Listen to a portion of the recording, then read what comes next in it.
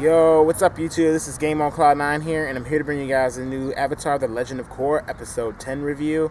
And yeah, I know this is a change of scenery that you guys aren't really used to. You guys are kind of used to me, doing it indoors or something of that sort. But today, since I just got a tripod recently, I decided, it's a nice day, so heck, why not? And in fact, you guys probably will start getting a little bit more outdoor videos and, do a little change of scenery so that you're not always seeing the same thing in the background all the time. Who knows? I may, even if a convention happens or something of that sort, I may end up going and filming that and, doing a little bit of other stuff now that I have a tripod to do it with.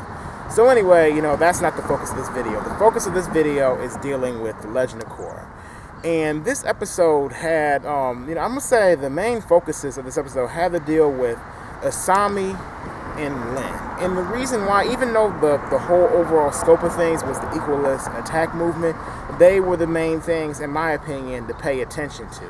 Because the whole Asami situation, and like I've said in past reviews, is that I think Asami's still going to do something, and every episode kind of pushes me to really believe she's going to do something against the new Team Avatar. And, by the way, the fight scene with the new Team Avatar today actually was pretty good. After, like when they were fighting the mecha tanks and all that kind of stuff, that actually, showed, they can actually do something. They actually seemed a lot better than they did in previous episodes. So I have to give props to the new Team Avatar.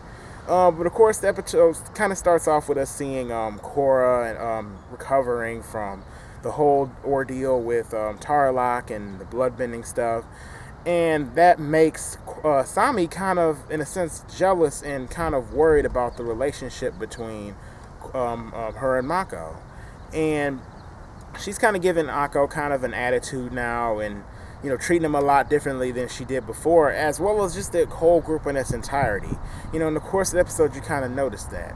But one of the other bigger things in this episode, other than their relationship, have to do with Tenzin, when, of course, Tenzin is being targeted by the Equalists, just like the other councilmen that actually get taken down. So he ends up being the only councilman that is still around during this whole Equalist attack movement that hasn't been taken out already. So he ends up going to the police force, of course, and they end up formulating a plan, and ends up, of course, leading to them trying to get the United Forces to go ahead and move in and help them out, which at the end of the episode, we all know how that was. But the whole United Forces thing, before I jump into that at the end, Tenzin and Lin, of course, he needs Lin to or he at least ask Lin, since he's dealing with all this stuff having to do with Equalist and the Tarlok mess that he was dealing with, can she actually help him out and protect his family while he's dealing with the Equalist stuff? So she agrees to do that, and of course the Equalist strike. Lin hangs in there for a minute, and the fight scene with Lin was great. Like, she even seemed better in this episode. Like, everybody's skill level just went up in my book, and at least in this episode, because before everybody was just kind of seeming ass, just serious. Like Tenzin was seeming ass earlier, but not in this episode as much. He was actually hanging in there doing some stuff, which was pretty cool. But I guess they kind of have to do stuff now that we're getting close to the season finale. But anyway, yeah, she ends up kind of getting in there a little bit, but she gets taken out. But then Tenzin's kids come in and they save the day. And seeing that kind of made me a little bit happy, because I kind of was like, okay, kids actually can do something. They had airbending, we already knew that, but they actually can have some usage. They actually can fight. Because I kind of figured, okay, if A can fight at 12, his kids probably aren't too much younger. At least I think Janora is not. She thinks she's like 10 or something, 10 or 11. So I'm thinking, she could probably do something, and I guess all of them can fight a little bit and use airbending techniques.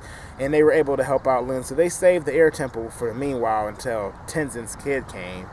And then that's when the scene led to the Equalists again, that they had to figure out what they were going to do. So they ended up leading to actually deciding to leave the air temple. And when they left the air temple, that's when Lin decided to go with them. And then Lin, the best scene to me, the best couple scenes in this episode was when Lin took down the airships, because she figured that, since Tenzin's family is basically the last airbender, she needs to keep the airbending art alive. And she sacrifices herself, and the Equalists end up capturing her. And as soon as I saw Amon or not even Amon, like saw the scene where like she was just, it was raining and you just saw her just kneeling on the ground, you already knew. Everybody had to know this, that she was about to get her bending taken away. And if there was any scene in Legend of Korra that actually made me kind of emotional, it was probably that scene. I felt legitimately bad for Lynn because she had put in so much work in this series, had been fighting so hard for Republic City, and she was the one to get her bending taken away. And actually, she kind of grew now to be my favorite character because she had put in all this hard work. And she really made me, like, really not like Amon because of that. Like, Amon, I cannot believe, like, you know, how can anybody justify what Amon did in this particular circumstance? Because Amon, like, he had no reason to take away her bending. Oh, because he's trying to find the Avatar. He's trying to equalize the world. No, I'm like, even if he's trying to make things equal, Lynn was fighting for good. She was literally trying to protect people. She was trying to help everybody. You know, in a sense, I'm like, Lynn, to me, put in more work than Korra and Tenzin together, in my opinion, as far as how much she did. She was always there. She even came to Republic, like, you know, the whole council meetings and stuff, and, you know, that maybe had nothing to do with her. She did more than enough for her job. Even when she was out of the police force, she could have just stopped right there, but she still cared, you know, inside and outside the law. So I don't know, like when she got her bending taken away, it made me really want Korra to take out Amon, like no matter what. Like I'm just like, take that dude out. He needs to be finished.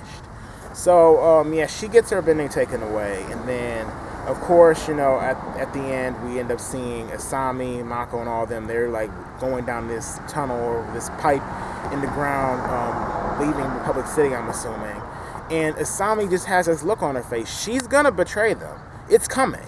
Like we all know it has to be coming. Like there is no way around it. I mean, there's gonna be a scene where she's gonna have to pick somebody to save or something like that, your old classic scene, and she's gonna go ahead and decide to be on the equalist side. And you know, I'm like, maybe she'll change back over later on, but honestly, I kind of foresee the equalists winning in this particular season, and I'll get onto that in a second after I address the United Forces. Seeing Zuko's son or grandson be the United Force, because obviously it has to be him. When I saw his face before we even heard Zuko's old voice actor say something, you know, I'm like, I already knew it had to be. And not only that, but you know, I'm like, the fact that like as soon as we heard his name, it was completely obvious. Then General Iroh, like like you could, I like how like whoever named him that, either Zuko or Zuko's son, you know, if that's his grandson or something, they named him that. You know, I'm glad that, you know, you still have a little memento of Iroh in the next series, you know, that he wasn't just forgotten. He still, you know, was kept alive in a way that, you know, somebody was named after him. And of course, you know, I'm looking forward to what the new General Iroh can do. And let's see if he's as good as a firebender as the old Iroh, or even, you know, even as good as Zuko was at the end of the first season. Oh my goodness, Zuko was a horrible firebender in the first season, in my opinion. But I wonder if he's as good as Zuko at the last season of Avatar, or even better. I'm really looking forward to seeing what he can do, because, you know, obviously you know, I'm like, we need a good firebender, because I don't think Mako was really cutting it as far as the Avatar series goes. I'm also kind of looking forward to seeing, you know, how this whole United Forces things work. Do the other nations still have militaries, armies, or anything like that, or is this just, you know, specifically for Republic City? So, you know, I'm wondering how that's going to work out. Hopefully that's explained a little bit, but I know this is going to be a lot to cover in the last two episodes of the season finale.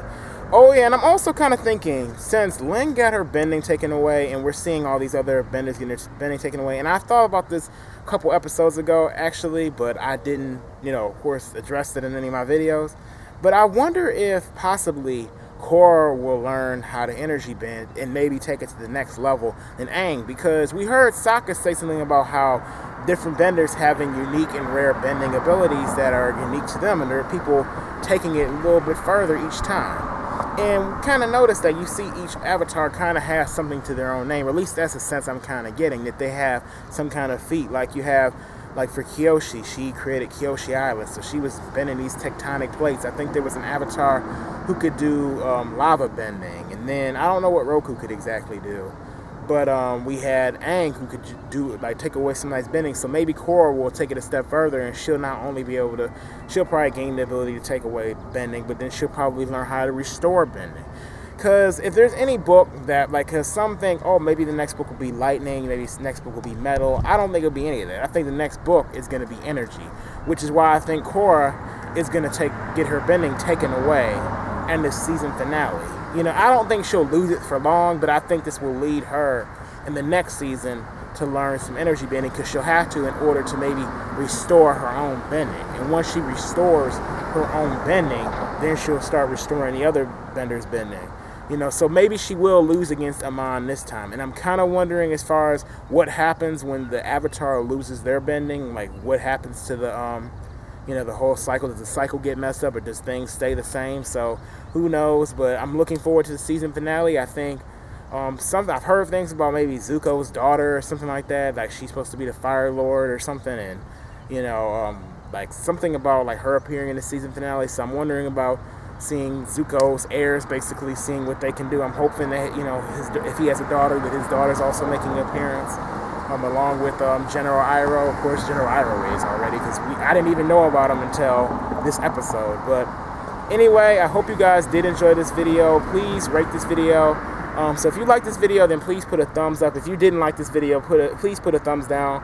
I apologize if you're hearing a lot of cars passing by or any background noise or anything, because you may hear a little bit of that in this video. Also, please comment down below to tell me what you guys think about this week's episode and what you may think is going to happen next week.